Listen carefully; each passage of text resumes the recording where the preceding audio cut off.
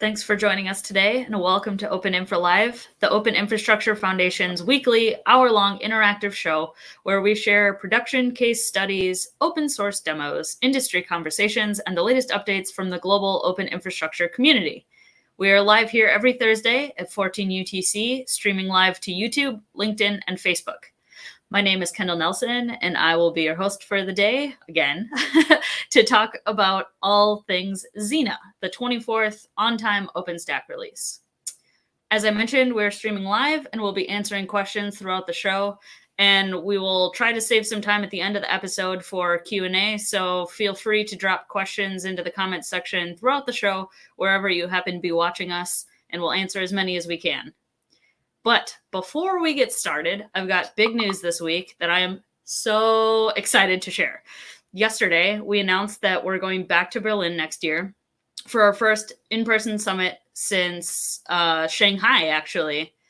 Mark your calendars for June 7th through 9th, 2022, because we hope to see you there. Registration and sponsorships will be available next month, and we're looking forward to hopefully seeing everyone soon. Stay tuned for more details. Now, let's get going. We have a very packed episode today with lots of people, and we're very happy to have you all here. Kicking things off, we have Ghansham Man doing an overview of Xena. Welcome, Ghansham. Thanks, Kendall. Hi, everyone. My name is Ghansham Man. I'm OpenStack Technical Committee member and chair. I'll be giving a brief overview of OpenStack Xena release. So it's a 24th on-time release, and on-time is really a great achievement by all the contributors involved in this release, as well as our awesome release team, because we have around 381 deliverables, and taking care of their release and all these things on time is really great achievement. It builds powerful hardware support and project integration among OpenStack, which we have a lot of community leaders joining in this episode, and they will be talking details about this. And if we see the contribution stats, we have 15,000 plus code changes in Xena, or 680 developers from 125 organizations. It's a huge number even in the pandemic situation, and having support and involvement from 125 organizations is really great for our community. And that's why OpenStack is one of the most active open source project in the world. So thank you everyone, all the contributors, developers, and especially organization helping in every release of this OpenStack software. In terms of community-wide goal, just what community-wide goal is, it's common changes we do across all the OpenStack project. Those can be either for the code consistency, which help us to maintain the code, or it can be the user beneficial features. So in Xena cycle, due to pandemic things and all, we didn't have community-wide goal as such, but we did spend some of the time on the previous community goal, finishing contribution guide and all, or also project they concentrated on their feature they planned for Xena cycle. But in Yoga cycle, we have one of the important goal defined and also selected, which is consistent and secure default RBAC. You might know many projects have finished the secure default RBAC, and but still there are few projects or many projects still pending. So we are targeting to finish those things, because once we all the OpenStack services have these new RBAC, then it will be easy for operator to migrate from old RBAC to new RBAC. And few of the challenge also we are even discussing day-to-day discussion, and how operator can see the challenge in using the new RBAC. So those things also will be improving in next cycle. And if we select more goal or not, that we'll be discussing in our PTG. So join us if you are interested in helping or discussing about the community goal. And few of the things to note down what happened in Xena. One is we have the new project called Venus. It's a unified log management service which collect the logs, do the indexing, alert, report generating, and all. So if you are interested to join or use this project, join community on OpenStack-Venus IRC channel, or you can start the discussion on OpenStack-Discuss mailing list. And OpenStack IRC network is on OFTC. You might know, but still, if you are wondering where our community gone from OpenStack IRC, which was on Freenode network, we have the same channel names and almost same nicks registered there. So join us on OFTC network. How to join there and all settings you can find in our contributor guide. And one more thing, help needed. So we have published this or communicated this in many places, like in OpenStack OpenInfra newsletter and in OpenStack discuss mailing list. So our infra services, ELK, Elasticsearch, Logstash, and Kibana, which OpenStack is heavily dependent on for their day-to-day software development. So we need help there. And if you or your company would like to help, please ping us or mail us on OpenStack as discuss mailing list. Yeah, and I'll hand over to Kendall. Yeah, I can't believe we're already at another release. Like they just keep sneaking up on us, but we'll move forward now with 2021 user survey information from Allison Price. Yeah, I'm really excited. We have an early preview of some of the 2021 OpenStack user survey data. We are planning to publish a full report in November, so stay tuned for a deeper dive into OpenStack trends and what OpenStack users are up to now. But what I'm really excited for is that we have seen incredible growth this year. And just year over year, we have seen a 66% increase in cores, and we now have 25 million cores of production of OpenStack. That is incredible. Last year, I was excited to announce 15 million cores, and this year we're here at 25 million. And just a few weeks ago, China Mobile talked on OpenInfra Live about their 6 million cores in production, and we have 7 users now who are running over 1 million cores in production. And we're really excited because we're going to be publishing case studies with them, and they're going to be featured at an event later this year that I'll be talking about in a minute. But I just can't get over how incredible this growth is. We've seen over 100% growth among organizations with deployments of all sizes. So some with less than 10,000 cores and some up to 6 million. So I'm really excited to share some more information around that in November. But for now, I think that with this 24th milestone, I think we can celebrate 25 million cores, which would not be possible without the upstream community's constant work. So thank you all, and I'm really excited to share more information soon. Another big growth we've had is around public cloud data centers. So there are now 175 global OpenStack powered public data centers, which is incredible. We have a lot of different members who keep coming on who are supporting us that have OpenStack powered public clouds of all sizes in every region of the world. So it's really exciting to see this footprint that rivals the hyperscalers, that really puts OpenStack on the map. And I can guarantee you we will have a map soon that shows where all of these data centers are. But we're definitely really excited to see this growth and to continue telling this story with the community. The other piece that I found really interesting about the survey is that not only do we have all of these clouds that are growing, that have been around for a variety of years, but in the last 18 months, 100 new clouds have come online. So we have new deployments and alongside the growing deployments, and it shows you that more than ever, OpenStack is very alive.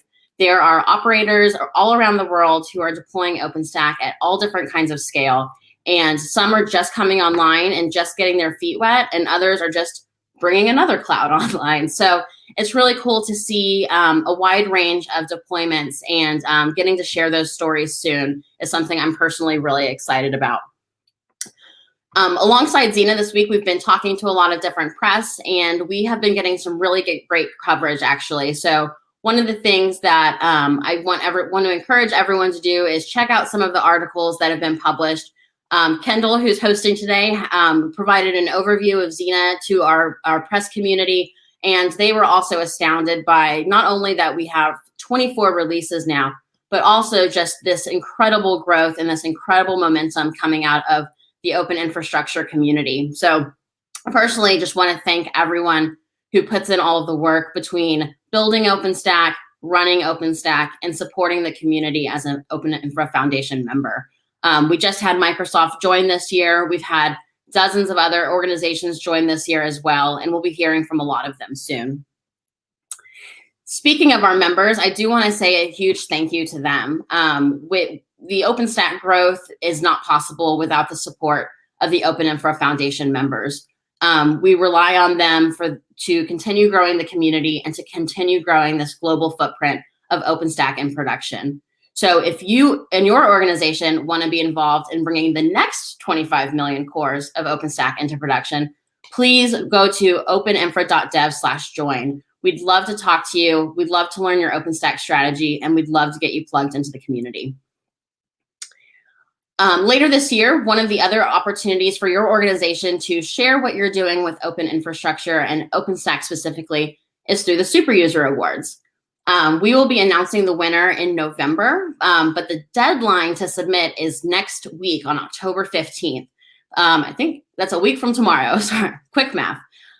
So if you have a customer or an internal team that is contributing to open infrastructure, please submit your organization. I love learning these stories. The community really loves learning what other organizations are doing. And it's a really inspiring way to share what you're doing with open infrastructure and to get more folks engaged at the highest level. So if you have any questions, you can reach out. But nominations are open for one more week. It's a highly coveted award that we've given out since 2014. So I'm excited to welcome the new winner next month.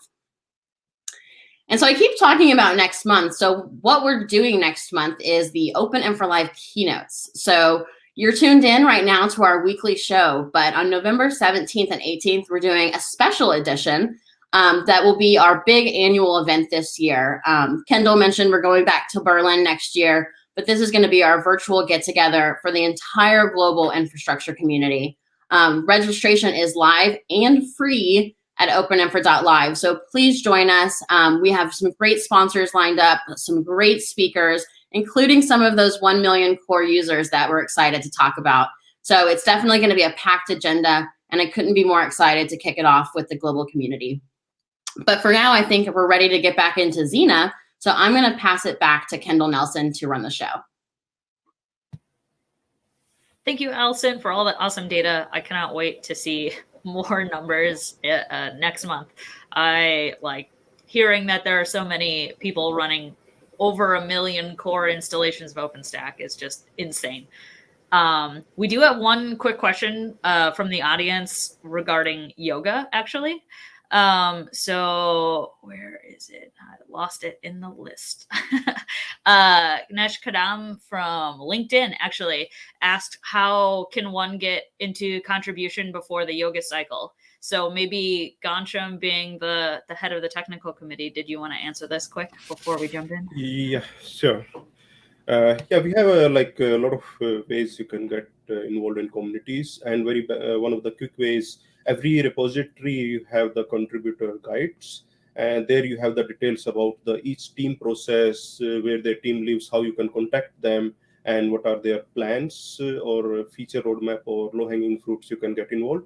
So search that, or you can search on First Contact SIG, which can enable you to any project you are interested in. And also we have the next October 18, we have the PTZ. So where every project have their separate virtual rooms, and they're discussing like what all things they are going to discuss and implement in yoga cycle. And this is the best time because yesterday we released the Xena, so we have 1 week before PTC where we all will be having a little bit more bandwidth to help new contributors. So ping us on IRC OpenStack-dev, and we can get you involved in where we need help in a lot of things. Either it can be developer, documentation writer, or system admin, or anything. Many hands make for light work. We would love to have you join our awesome community. And then maybe someday you can be on an OpenInfra Live episode just like us. So Xena, diving back into that. Basically, there were three main themes that we saw throughout the Xena release. The first one of which was integration amongst OpenStack projects. So here today to talk about how Manila worked on this is Tom Barron. Thank you, Kendall.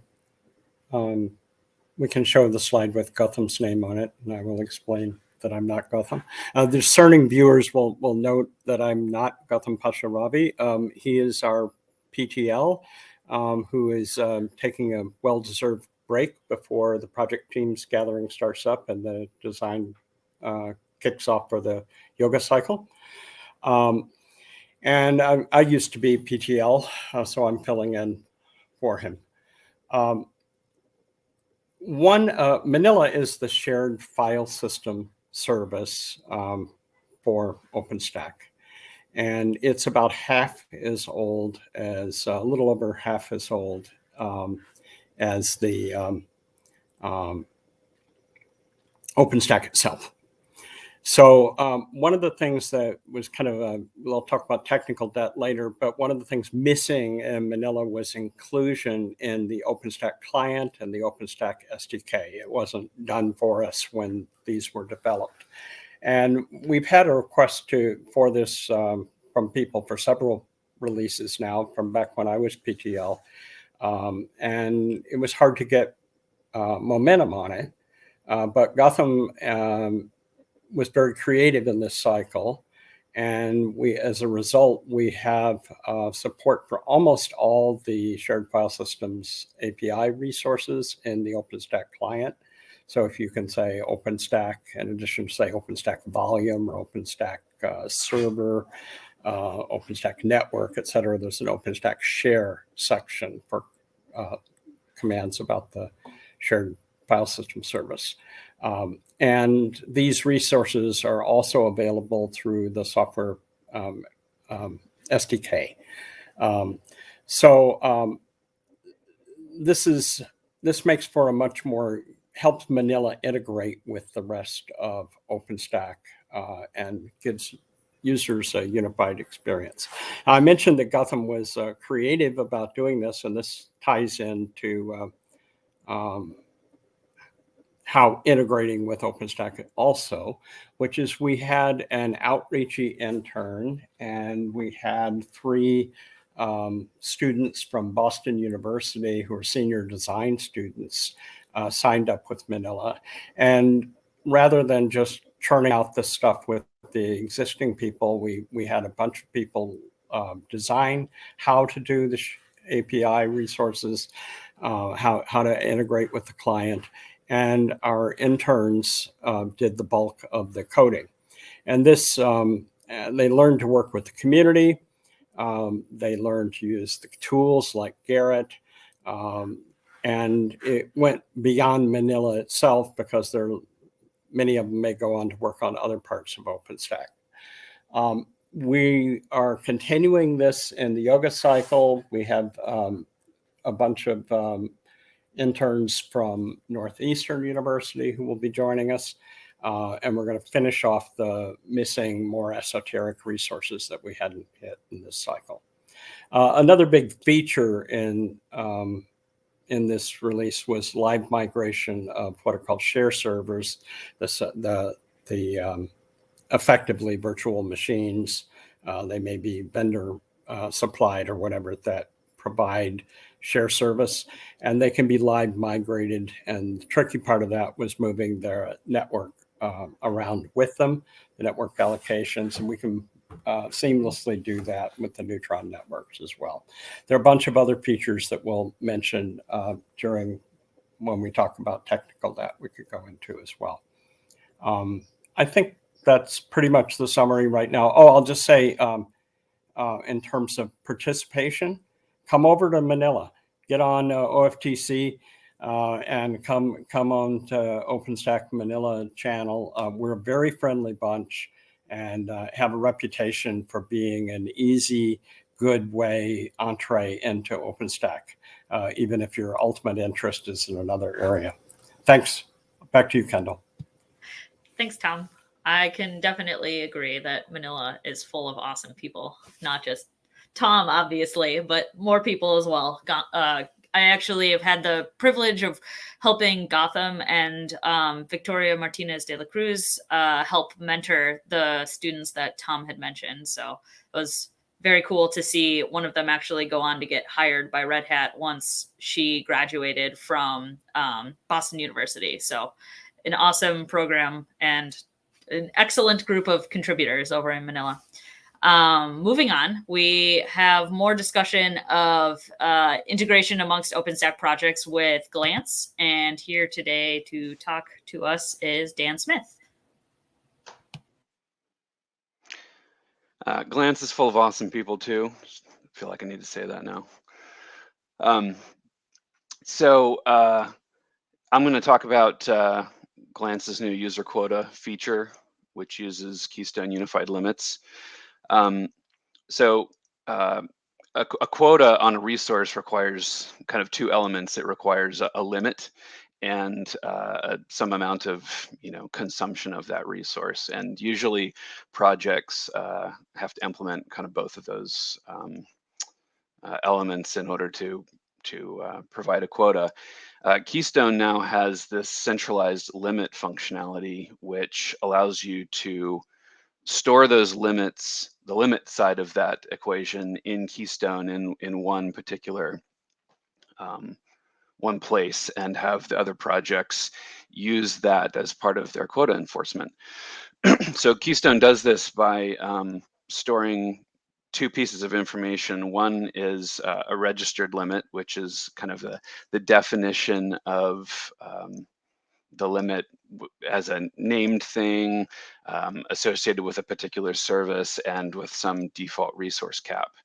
That being the cap that applies to everybody, unless this second piece is established for you, which is a project limit. So this would be a per project, per service resource override for that value. And the benefits of using this are, after services adopt them, you get this single interface, the single location to kind of define all of those default caps and per project overrides in one place, being Keystone. You get this consistent kind of error message and enforcement behavior because all of those services that use this functionality are using a library that talks to Keystone to do that enforcement. So you get this kind of much more consistent behavior. And so I'm getting ready to talk about Glance, but I wanted to point out that Nova is working on migrating to this as well. And so this gets us towards this goal of kind of unifying this behavior and setup across multiple services. So I just talked about Keystone, but the point here is that Glance, the image service, has never really had resource quotas. There are some limits that you can set in the config. These are stop the bleeding limits that apply to everybody. They apply universally, and they're really just meant to provide an actual backstop limit to prevent a script from running over and just consuming all of the resources or something like that. But they're not per user, per tenant. They're just kind of like limits. So in Xena, Glance is implemented per tenant quotas and out of the gate using Keystone limits functionality to store the actual limit bit. So in this arrangement, Keystone stores the upper limit, Glance calculates the amount that you've used whenever you try to do something, and then decides whether or not to allow or reject that based on the registered or your project limit that's stored in Keystone. So this is these are the limits that we've got in Xena for Glance.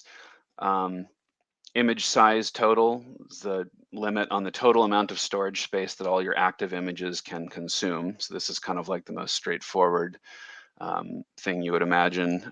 If you're limited to 5 terabytes, then all of your images must add up to less than 5 terabytes. Image stage total is a similar thing where you've got a separate storage-based quota, but just on things that live in the staging area. So if you're doing an import to get an image into Glance, it goes first into that staging area. That's much smaller. It's definitely shared by everybody, and it's a little bit more precious of a resource. So there's a separate storage-based limit that you can set on images that live there. Image count total is just a cap on the number of images that you can have. Sometimes you want this just to make sure that people don't snapshot their instances every day for years and years and years. And even though they haven't run up against their actual storage limit, they have 10,000 images. And then this last one, image count uploading, is a limit on the total number of images that are inbound to Glance at any given point. So whether they're uploading or they're in the process of an import, this is really just a throttle that allows you to kind of limit the amount of stuff that any particular user can have on its way into Glance at any given point. So this would be either regular image uploads or the total number of kind of snapshot operations that can be happening at any given point. So the first chunk of screenshot here is just listing the registered limits that are stored in my Keystone, and just the image ones here. So you can see those 4 registered limits. They've got that service ID is Glance, and they've got a default limit, which would apply to everybody, except in that second chunk there, you can see that for this one project, I've got an override of image count total. So anyone in that project, instead of being limited to the default of 2, they're limited to a default of 5.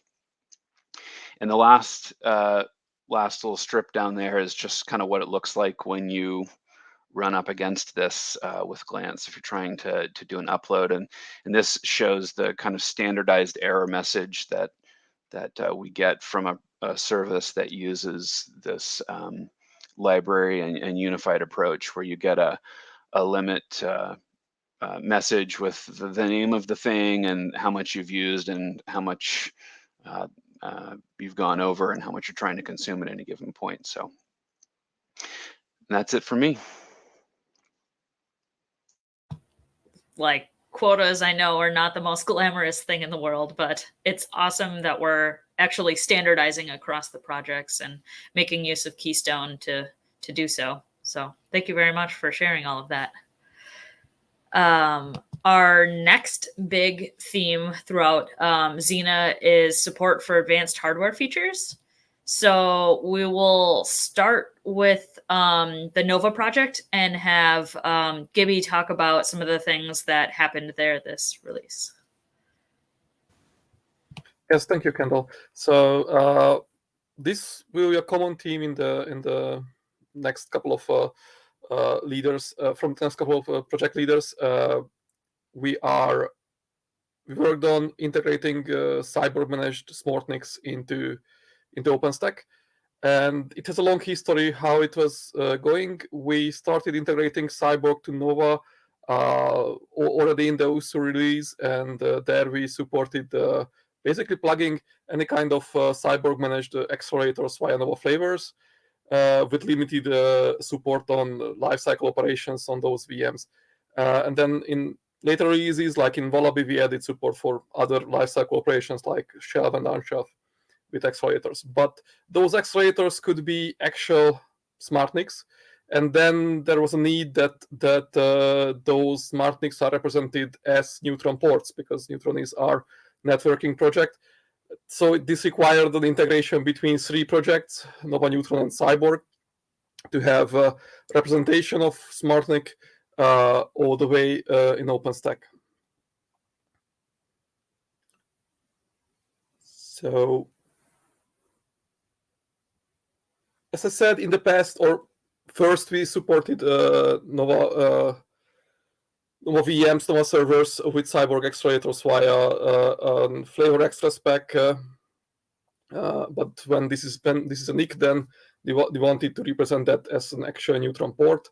For that, we needed a cooperation with Neutron to have a new port attribute that storing information about what Cyborg device profile is needed for this certain port. And then, of course, in Nova, we needed to extend the scheduling and resource accounting code passes to when you create a VM or schedule a VM to a compute host, then Nova needs to detect that the port, one or many ports of the VM actually has this device profile set, and then Nova needs to go talk to Cyborg, get the necessary information how to attach the Cyborg accelerator to the Nova VM.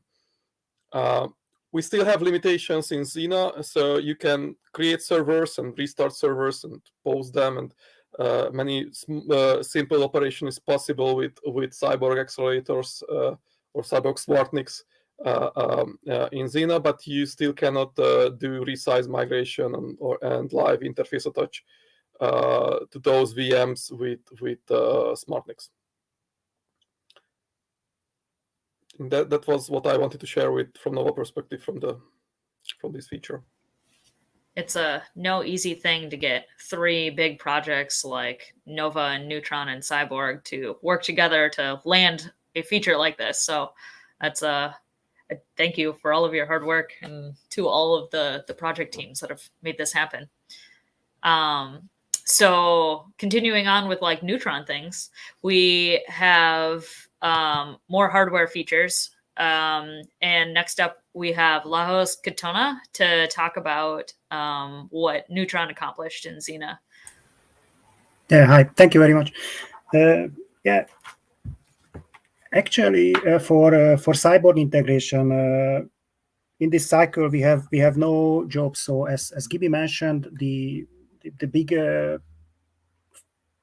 thing from Neutron side happened in Wallaby, and that was the device profile. So actually it means that when you create a port, you can define a new you can add a new attribute for the port, this device profile, and that's actually the Cyborg accelerator, and that is consumed by the Nova and can do the scheduling based on this information. So it's now available on the API and on the CLI as well. So you can use it and enjoy your accelerators and have the scheduling based on that. Yeah, actually that was all from Neutron for this accelerator thing. So thanks. Thank you very much. Short and sweet, but definitely something that people are pretty excited about from what I understand. So moving on to the last part, Cyborg, we have Sira Wang to talk about the hardware features that were developed in Xena. Welcome, Sira. Okay, thank you. I'll talk about the Cyborg side. The Cyborg side implementation is responsible for device discovery and device assignment. The device assignment is pretty similar to the generic device assignment. So I'd like to talk more about the device discovery. The device discovery is a little bit different with the generic discovery. As we know, for generic PCI device, the driver discovered them by CSFS. Some are using LS PCI directly. But for SmartNIC, we have to use a static configuration file, which is shown in the slides. The configuration file has different sections for different devices. This example shows that the ETH2 and the ETH3 are connected to PhysicNet 1, and they are loaded by a profile named JTP-v1. So the NIC driver can read this configuration for discovery and write the device data to CyberDB. So let's take the X710 NIC as an example. This NIC supports DDP feature, which means the NIC could be loaded with a program with specific functionality. The GTP is a kind of protocol.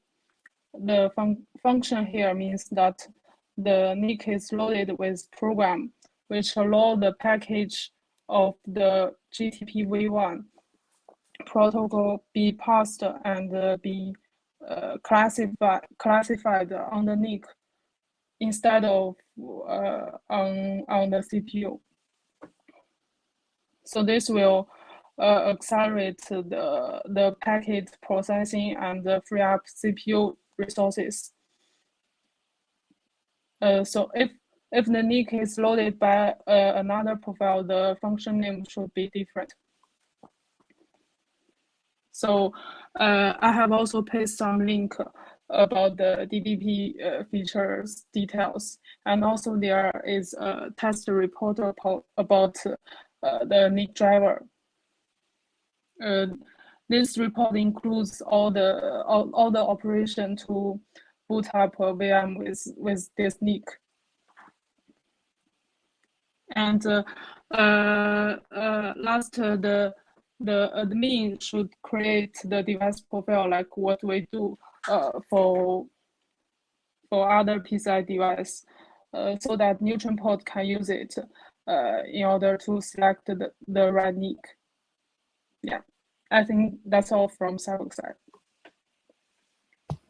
Thank you so much for sharing all of that. It's very cool to see how the project integration works hand in hand with the hardware features that have been developed this release, and show how some of our services are better together, even though they're amazing on their own. If you're interested in following these discussions further, Cyborg, Neutron, and Nova will all be meeting at the OpenStack or the Open Infrastructure project team gathering in 2 weeks. So thank you for sharing all of that. And we'll dive into our third and final theme for Xena. Working on cleaning up the technical debt that was accumulated during the previous releases. First off, we have discussion of the technical debt that was cleaned up in Cinder by Brian Ross-Miata. Hi, I'm Brian Ross-Miata. I was the Cinder PTL for Xena, and I'm going to do that again for Yoga. Actually, if you could go back to the title slide for just a second. This is a perfect title slide for this segment. Okay, now you can go. I'll come back to that in a second. Okay, so first, just what is technical debt? So the usual way it's thought about, it's shortcuts you take to hit a delivery target. You got to deliver like we did for the Xena release yesterday. And the idea is you'll come back and make them more robust later and make them more thorough fixes. So why is that bad? Well, there are always new delivery targets to meet. And if things are mostly working, you can address the previous shortcuts later instead of right away. And while you're doing that, you might add new shortcuts and then you get more accumulated debt. But why is that bad? Well, because, right, you just keep going and you get higher and higher accumulated debt. And the final question is, well, if that's bad, then why don't you just pay it off? Well, here's the thing, right? If nothing specific's broken, it's hard to get people to pay attention to it. And users expect bug fixes and new features, and that's what's important to them. And it's not exciting to say, well, we're going to hold off on a couple of these bug fixes and feature deliveries in order to spend some time on stuff that isn't broken yet. And if you go back to the title slide again, sorry to keep doing this to you, right? I don't know who put together the slides. It was Aaron or Kendall or Allison, but this is a genius slide, right? Because if you look at it, technical debt : like what? When I saw that, I thought, oh, I'm supposed to add a snappy subtitle here. I'll get back to that later. So that was technical debt I took on. And the other thing that's interesting about this is, how do you fix it? Well, there's two ways, right? We could just edit this and get rid of the colon, and then it's a perfectly good slide. That's fast and quick. Or we might say, well, no, you're supposed to have some kind of snappy subtitle, like why it's important and how it, makes OpenStack great or something like that. So that would take longer to do, but might be a better fix. So all those kind of things come into play. Okay, you can go ahead and skip ahead too, please. Okay, so just some more about technical debt. I just want to put a plug in, not just because I work for Red Hat, but because I want to get this quote in from Tremaine Darby. So Red Hat has a podcast, and they actually, the episode before the most recent one was about technical debt. So if you're curious about this topic, hadn't heard much about it, this would be an interesting thing to listen to. It's aimed at normal people, not developers. So there's that too. But Tremaine Darby, who's a software engineering manager at Red Hat, made this point that if you're cutting trees, sometimes you have to slow down and sharpen your saw, right? So even if you're cutting them down as fast as you can, you still have to take into account time to just get the tools together and get them straightened out. And that's just kind of a good point. And it's always hard to get managers to understand that, but that's a different point. Okay, next slide, please. All right, there's also involuntary technical debt because the dependencies of a code base are not static. So a lot of coding these days is coding to APIs where you use libraries that other people have created and tested. And so it makes it, instead of having to reinvent stuff, you can reuse code, which is always great. But those things change, they're not static. And so as the libraries change, you may have to change your mode of consumption, or they may make different assumptions, or the library may just stop being maintained. So sometimes stuff is forced on you. And also the ecosystem of the code base is not static. So as everyone's pointed out in the previous discussions, OpenStack's a community of cooperating projects. And so some changes in some projects may force other projects to make complementary changes, or not quite force. I mean, we want to sort of collaborate so that we can make the overall project better. Next slide, please. All right, so about the technical debt that Cinder addressed in Xena, the three major things that came to mind right away was we removed the block storage API version 2. So that had been deprecated in Pike, which, if you know your alphabet, was a long time ago. So we finally got rid of it. Why is that good to get rid of? Well, otherwise we've got to fix API bugs in two places. That's always bad. It's better to keep the code base small so everybody can be focused on it. So that was nice to do. We also began the transition away from a technology we used for database migrations called SQL Alchemy toward the newer thing called Alembic. And we sort of had to do that. That was one of these situations where SQL Alchemy Migrate is no longer being maintained. And so we need to start using the more up-to-date way to do these things. And we've got to continue that into Yoga. And then we also had a 2-cycle initiative towards secure and consistent RBAC. Ghanshyam mentioned earlier, this is a community goal for Yoga. We had to do it into 2 parts. So we completed part 1 in Xena, and we're going to get working right away to part 2 in Yoga.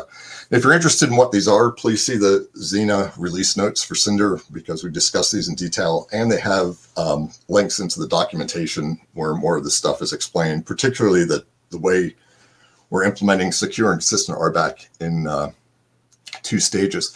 Also, I just want to point out the horse is the mascot of Cinder, and someone has proposed at the PTG that we need to give this horse a name. So if you're interested in that, you might want to join the PTG to get your voice heard. Next one, please. All right, so we're an open source project. We're part of a big community. Everybody listening to this is also part of the community, people who consume OpenStack or are interested in OpenStack or whatever. So in addition to us having technical debt, you do too, and particularly in the location of documentation, because we try to keep it up to date, but new features always aren't always documented as clearly or completely as you'd like, because we're really busy trying to get them implemented and tested and ready for release. So we do have design documents in the Cinder Specs repository that help describe new features. And the release notes for each release try to explain what the features are and how to use them. But that stuff could be turned into like real good bona fide documentation if anyone's interested. So, and what's nice about that is you don't have to be a hardcore Python coder or something to do this kind of thing. You need to be somebody who's interested in the feature. And if you see something in the documentation that's not clear, if you work through it and clarify it, right, that helps all the other users. And the team is willing to work with you on that. It's just that we're mostly developers and not writers. So we don't spend as much time on this, right? It's kind of painful, right? And so we don't spend as much time as we would like to. But anyway, the technical debt that we have is pretty much everybody's. So you have an opportunity to help out and reduce technical debt. And that's all I got. So thanks. Thanks for joining us, Brian. It sounds like documentation in Cinder is like an easy place to get started for those of you out there wanting to get involved in OpenStack. The Cinder team is awesome as well. That's actually where I started. Continuing on with technical debt discussion, we actually have more Neutron information from Lajos again. Yeah, thank you very much. And I would like to thank for Brian as well for the nearly academic introduction to technical debts. So I collected a few things from Neutron's last cycles actually. So I tried to use the opportunity to advertise some things which happened around Neutron in the last year. Yeah. So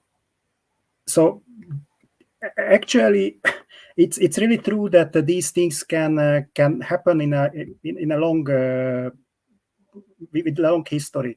So, for example, some of these things which I listed here, like changing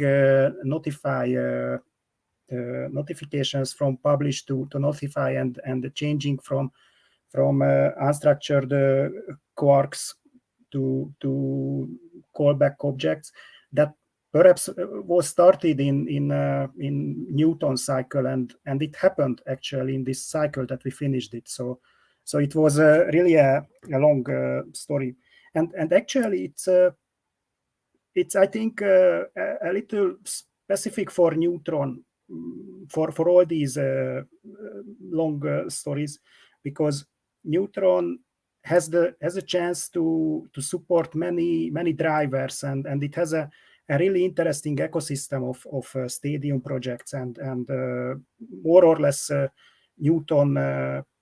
Neutron managed projects, networking projects, and it's awfully hard to have every of these projects have the same code base and use the same libraries and do not break any of these. Yeah, so anyway, we finished this, and now we have a unified callback system in Neutron and all the networking ecosystem. The next one to change to the new engine facade for DB operations. That's the same story. So it was started a long time ago, and finally we finished that at the beginning of this cycle, as I remember. So it's as I found exactly with some historical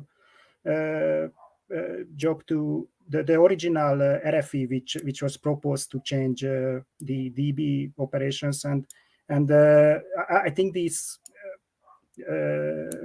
sentence is really useful to understand this. So it's a clean, less problem, higher performance DB transaction which we have these. So it perhaps helped us to make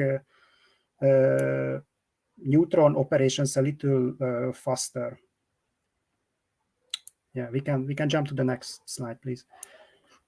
Yeah, so it's related to the previous one. So in this cycle, we we had a lot of performance related changes as well. So it's again a typical technical debt collection. So the typical thing is that everybody want to push their features and fix the bugs, and it just happens that things getting slower and slower, and the performance just change to terrible and terrible during the cycles, and actually we have a lot of changes, mostly from Oleg Obondarev, who had the time and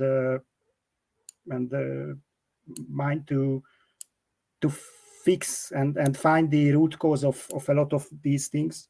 I actually checked a few rally jobs from Wallaby executions and from Xena executions, and actually it seems that some operations like port listing, subnet creation, subnet listing, we have 10 to 20% better times. So it's really a good thing. I think that now these operations are faster and things can happen quicker for the operators.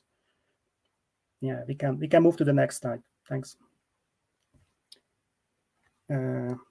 Yeah. The next one, that is actually it's more useful for the community, so it's not something that users can see, but Neutron is a big consumer of community resources mostly for the CI jobs. So we have a big ecosystem of drivers and the backends and stadium projects, and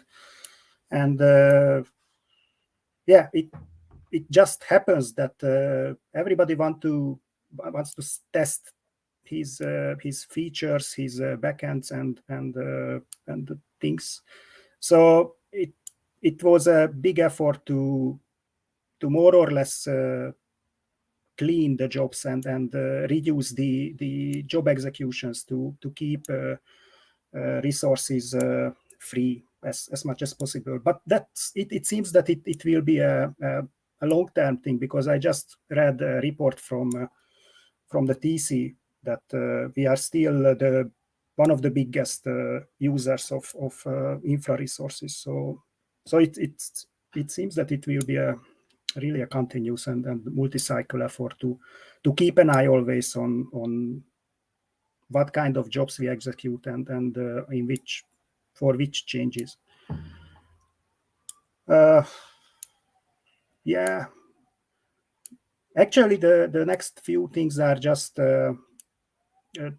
clean up, more or less. So we removed the sense support. So that was a long time ago deprecated. That was a community goal to change to prefsep from rootware. That was again a multi-project thing, as Neutron Stadium projects has to change as well. And as a last one, perhaps there's others which I haven't listed.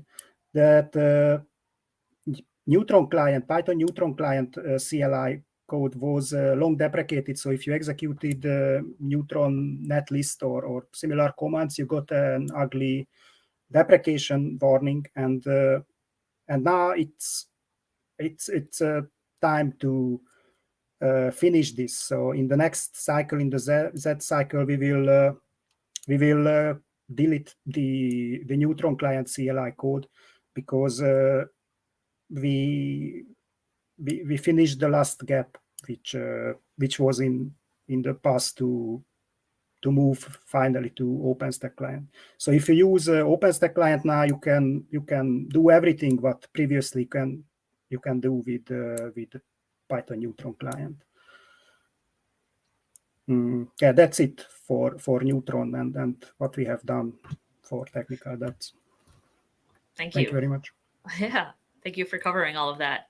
I know technical debt is another not so glamorous topic, but I don't know that there is a project anywhere in the world that has existed that has not accumulated some sort of technical debt. So that we have taken the time to focus on that and actually address those issues, I think is really good and speaks to the stability and collaboration of our community.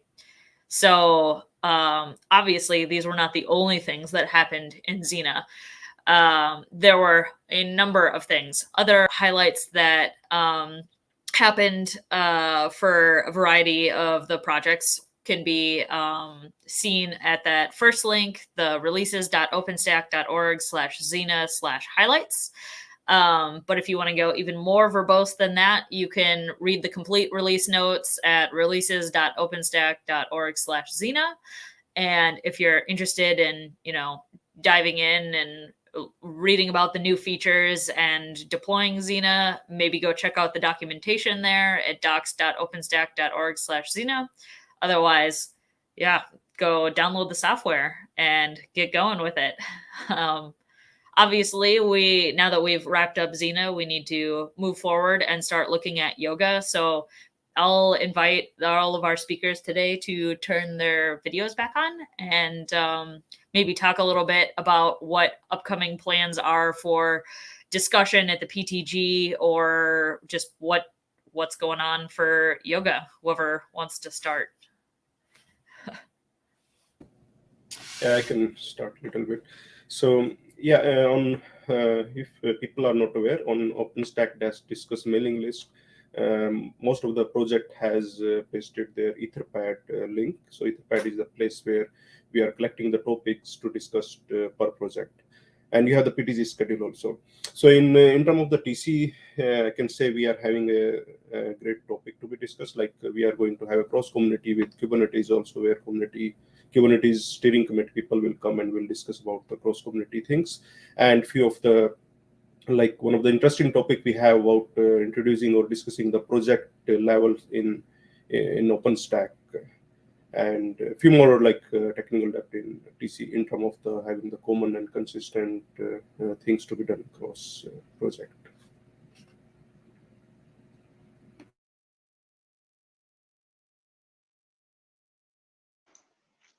I can just say I know that in Glance, the secure RBAC work, which is both feature and technical debt, will be a huge part of it was a big part of Xena and will be a big part of yoga, and obviously will be discussed at PTG. Yeah, besides RBAC, which is also on the agenda of the NOAA PTG, we will talk about continuing the integration with Cyborg on the vGPU part, and also we'll talk about integration with Manila via the virtIOFS support in LibVirt. So many things is on the agenda for NOAA next week. GB, thank you for mentioning that. We're very excited about the virtIOFS work, which will integrate Manila and with Nova better. It will also help us with edge topologies situations. It will help us make Ceph networking to storage more secure. I'm not going to list. There are many things. This is a strategic linchpin for us. And if you're interested, come talk to us in channel or come to the PTG.